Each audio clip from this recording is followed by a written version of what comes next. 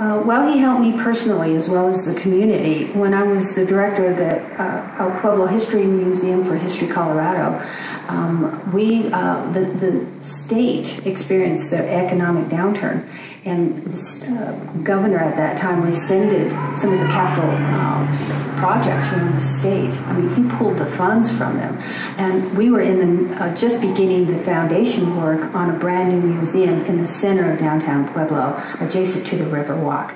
This was vitally important to the community. When that money was pulled, it had been put into the same pot with all of the grant money and individual donations. ABLE moved very quickly to have the other monies released so that the project could move forward.